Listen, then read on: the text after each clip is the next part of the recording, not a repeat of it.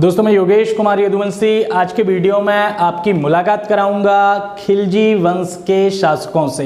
जैसा कि मैंने पिछले वीडियो में आपको बताया हुआ था कि गुलाम वंश का अंतिम शासक जो क्यूमर्स था उसकी हत्या उसी के संरक्षक जलालुद्दीन खिलजी ने यमुना किनारे कर दी थी। अच्छा, खिलजी से जो क्वेश्चन बनेंगे वो क्या बनेंगे?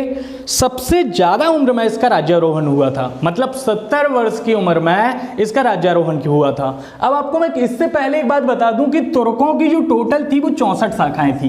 कितनी शाखाएं थी?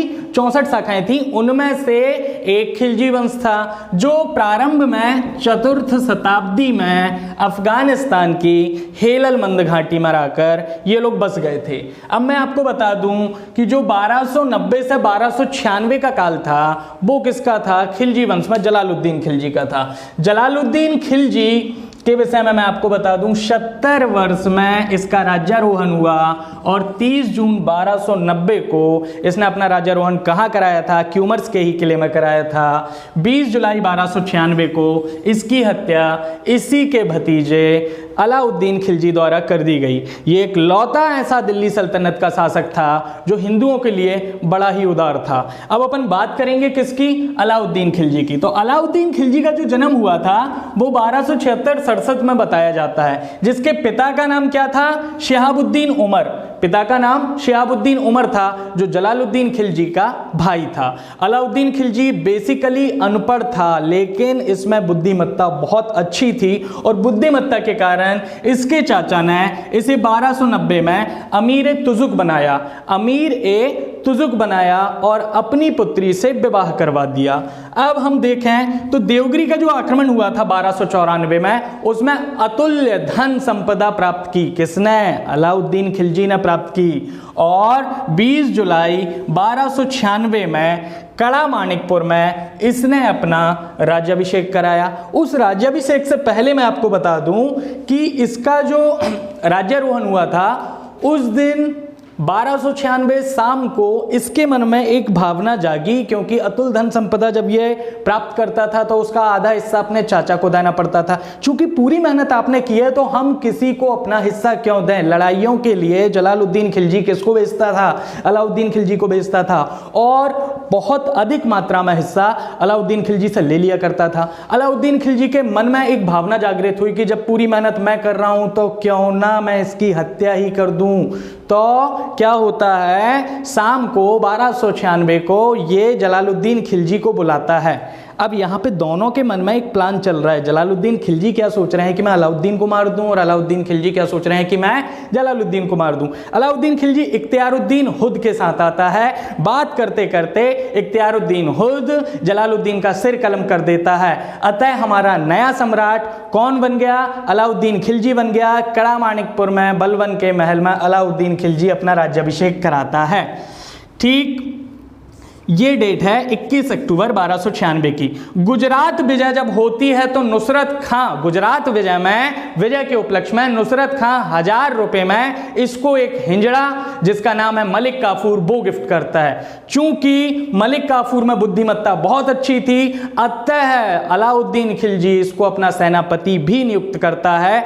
और इससे आपका मलिक काफूर है, इससे आपका एक क्वेश्चन बनता है कि 1000 दिनारी किसे कहा जाता है? तो आप क्या कहेंगे? मलिक काफूर को। मलिक काफूर को कहां से खरीदा गया? तो आप बोलोगे नुसरत खां से खरीदा गया। 1303 में जो पहला आक्रमण हुआ था वो बंगाल व उड़ीसा के मार्ग से तेलंगाना में किया गया था अलाउद्दीन खिलजी द्वारा, जिसमें काकतीय शासक प्रताप रुद्रदेव ने अलाउद्दीन खिलजी को हरा दिया।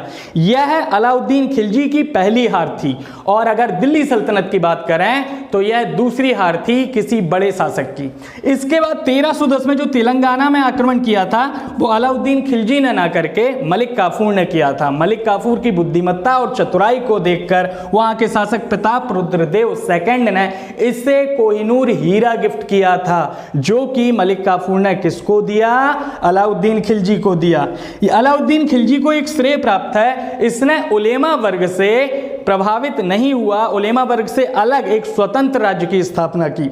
अलाई दरवाजा, सीरी फोर्ट, हौज खास, जामा मस्जिद का इसने निर्माण करवाया और मंगोल आक्रमण से बचने के लिए 1304 में इसने सीरी को अपनी राजधानी बनाया एवं किलेबंदी की। जानकारी के लिए मैं बता दूं, मंगोल आक्रमण से बचने के लिए एक तत्पर सेना बलबन ने भी तैयार की थी। उसी चीज को अलाउद्दीन खिलजी ने क्या किया, आगे बढ़ा दिया। आगे हम बढ़ेंगे तो सबसे बड़े काम जो इसने किए हैं, स्थायी सेना। स्थायी सेना का मतलब है जो आज की डेट में हमारी आर्मी में होती है, आपका काम हो अथवा ना हो आपको पेमेंट मिलेगी। पेमेंट की बात करें तो हम जाते हैं इल्तुतमिश के पास, जो इक्ता दिया करता था, इक्तादारी प्रथा थी। इक्ता का मतलब क्या होता है, आपको कार्य के बदले क्या मिलेगी, भूमि मिलेगी। यहां पे ऐसा नहीं था, यहां पे आपको पेमेंट मतलब मुद्राएं मिलेंगी। दूसरा नगद वेतन, जैसा कि मैंने अभी बताया, आपको पेमेंट मुद्राएं मिलेंगी।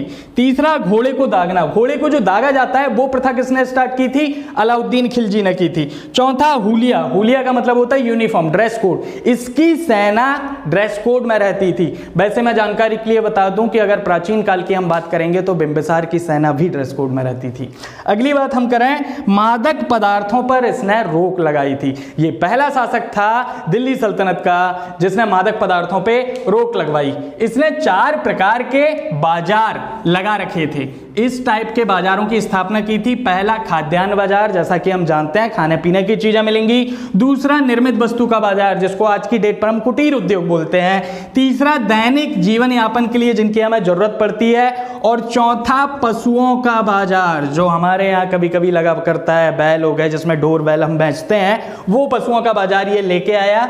इसको सिकंदर सानी की उपाधि थी। किसकी उपाधि थी, सिकंदर सानी की। अतः क्वेश्चन कभी कभी आ जाता है सिकंदर सानी या द्वितीय सिकंदर किसे कहा गया है, तो आपका आंसर होना चाहिए अलाउद्दीन खिलजी को द्वितीय सिकंदर या सिकंदर सानी कहा गया है। और एक मोस्ट इंपॉर्टेंट क्वेश्चन अगर कोई आपसे ये पूछ ले कि अलाउद्दीन खिलजी का वास्तविक नाम क्या है, तो आप क्या कहेंगे, तो आपके दिमाग में होना चाहिए गुरशास्पली, उसका वास्तविक नाम है। इसके काल में भूमि को बिश्वा में नापा जाता था, गृह कर को घरी कहा जाता था, चारागाह कर को चरी कहा जाता था, और इसके यहाँ के जो राजस्व अधिकारी है वो मुक्तराज कहलाते थे।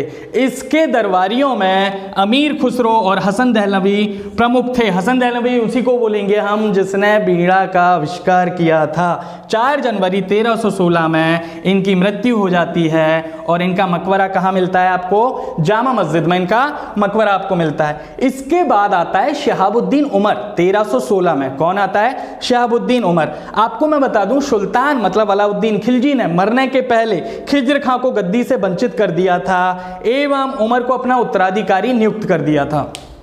सीन यहाँ पे क्या क्रिएट हुआ था कि सुल्तान की मृत्यु जब हुई थी, जब संरक्षक कौन था, काफूर था, मलिक काफूर संरक्षक था और सुल्तान की मृत्यु जहर देके हुई थी। अब यहाँ पे खिज्र खां एवं शादी खां के साथ क्या होता है, इनको गिरफ्तार करके इनको बंदी बनाकर अंधा करवा के कहाँ भेज दिया जाता है, ग्वालियर भेज दिया जाता है। उसके बाद कुतुबुद्दीन मुबारक शाह जो है वो शासक बनते हैं। अब ये क्यों बनते हैं मैं आपको बता दूं, अगली बारी जो मौत की होती है वो मुबारक शाह की होती है। इसको भी बंदी बना लिया जाता है और जेल में रख दिया जाता है। आपके मलिक काफूर अपने सैनिकों के साथ कुतुबुद्दीन मुबारक शाह की हत्या करने के लिए जाते हैं, लेकिन यहां पे पासा पलट जाता है। कुतुबुद्दीन मुबारक शाह की बुद्धिमत्ता से यहां पे हत्या किसकी हो जाती है, मलिक काफूर की हत्या हो जाती है। और मलिक काफूर की हत्या हो जाती है तो जो तुर्क सरदार हैं, जो भरोसे में है किसके, मुबारक शाह के जो भरोसे में है, वो किसको नियुक्त कर देते हैं अपना शासक, कुतुबुद्दीन मुबारक शाह को कर देते हैं। मुबारक शाह के लिए मोस्ट इंपॉर्टेंट क्वेश्चन बनता है कि निजामुद्दीन औलिया से द्वेष कौन रखता था, तो आप कहेंगे मुबारक शाह रखता था। यह उमर को ये 2 महीने तक संरक्षक रहता है उमर का, फिर उसको उमर को गद्दी से वंचित कर देता है। इसने मुबारक हसन जो एक हिंदू था, मुबारक हसन जो एक हिंदू था जिसने इस्लाम धर्म को अपना लिया था, उसको इसने खुसरो की उपाधि दी थी। अब हम बात करेंगे मुबारक शाह के बाद अगला जो शासक आया जिसका कार्यकाल मात्र अप्रैल से सितंबर 1320 का रहा है, ये बंदा नसीरुद्दीन खुसरो खां था, जिसने खुद को क्या बोला था, मैं पैगंबर का सेनापति हूं। क्या बोला था मैं पैगंबर का सेनापति हूं। उस टाइम पर मुस्लिमों की सबसे बड़ी, अगर मुस्लिमों की सत्ता के लिए सबसे बड़ा योगदान होता था तो उलेमा वर्ग का होता था। वैसे ही जैसे आज की डेट पे हम आरएसएस बीजेपी ले सकते हैं, वैसा ही उलेमा वर्ग का होता था। लेकिन उलेमा के खिलाफत में इसने खुद को पैगंबर का सेनापति कहा, अपने नाम के सिक्के चलवाए, खुतबा लिखा। इस्लाम और उलेमा वर्ग ने इसके लिए इस्लाम का शत्रु और इस्लाम खतरे में है के नारे चलाए। दोस्तों, हमारा खिलजी वंश यहाँ पे खत्म होता है। और आपकी जानकारी के लिए मैं एक बात और कह दूं कि अभी आप मेरे पूरे वीडियो दी लर्निंग कैपिटल TLC पर देख सकते हैं। दोस्तों धन्यवाद।